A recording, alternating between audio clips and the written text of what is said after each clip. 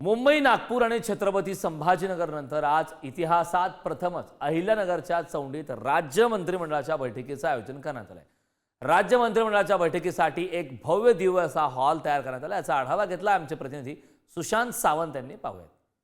प्रत्येक मंगळवारी मुंबईत होणारी राज्य मंत्रिमंडळाची बैठक आज चौंडी येथे होते आणि आपण चौंडी येथे आहोत। खऱ्या अर्थाने आपण जर बघितलं असेल तर पुण्यश्लोक अहिल्यादेवी होळकर यांची 300वी जयंती आहे आणि त्या निमित्तानं सरकारनं चौंडी येथे राज्य मंत्रिमंडळाची बैठक घेण्याचा निर्णय घेतला आणि त्यासाठी हा हॉल जो आहे कॅबिनेट हॉल तयार करण्यात आला। आपण जर बघितलं असाल तर या ठिकाणी घोंगडी देखील ठेवण्यात आलेली आहे आणि या ठिकाणी मुख्यमंत्री, उपमुख्यमंत्री दोन्ही, त्यासोबत मुख्य सचिव असतील ते आणि इतर मंत्रिमंडळातील मंत्री जे आहेत ते या ठिकाणी असणार आहेत। खऱ्या अर्थाने तयारी जी आहे ती सरकारकडून करण्यात आलेली आहे आणि या ठिकाणी 12:30ला बैठक सुरू होईल। सगळे मंत्री या ठिकाणी आल्यानंतर खऱ्या अर्थाने आता अधिकारी जे आहेत ते हा संपूर्ण हॉलची पाहणी करतायत, कारण VVIP असतील, मंत्री असतील, त्यामुळे आतापासूनच पाहणी जी आहे ती केली जाते, तयारी जी आहे ती केली जाते। त्यामुळे कुठेतरी चौंडी येथे होणाऱ्या या राज्य मंत्रिमंडळाच्या बैठकीकडे सगळ्यांचं लक्ष लागलंय। सरकार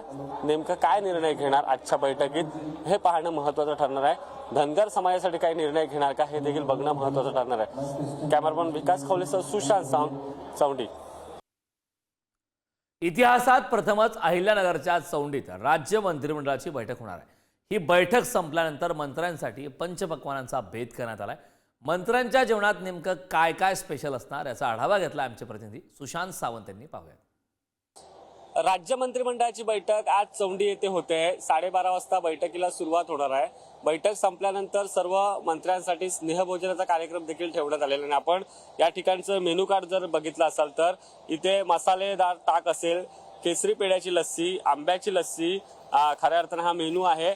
त्याचसोबत अळूवडी असतील, मासवडी असतील, कोथिंबीर वडी असतील, डिस्को वडा असतील, असे विविध मेनू जे आहेत ते पदार्थ या ठिकाणी ठेवण्यात आलेले आहेत आणि खऱ्या अर्थानं भारतीय संस्कृतीचं खऱ्या अर्थानं हे जेवण या ठिकाणी असणार। त्यामध्ये चपाती असतील, ज्वारीची भाकरी असेल, पुरणपोळीचा बेत देखील या ठिकाणी पाहायला मिळतोय। त्यासोबत दही, कुरडई, मूगडाळ, पापड, ठेचा असं संपूर्ण मेनू जो आहे तो या ठिकाणी ठेवण्यात आलेला आहे। एक मेनू जेवणाचा आपण या ठिकाणी बघू शकतो आणि हा संपूर्ण या ठिकाणी भोजनाची व्यवस्था करण्यात आली आहे। 12:30 वाजता राज्य मंत्रिमंडळाची बैठक सुरू होईल। जवळपास 1:30च्या सुमारास ही बैठक संपेल।